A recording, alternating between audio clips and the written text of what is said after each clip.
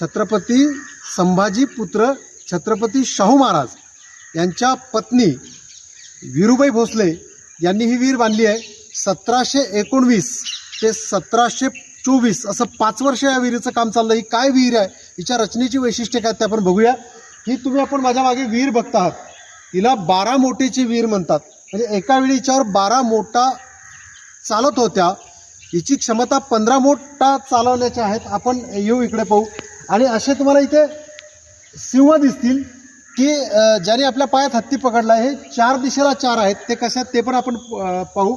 आधी आपण विहीर बघूयात.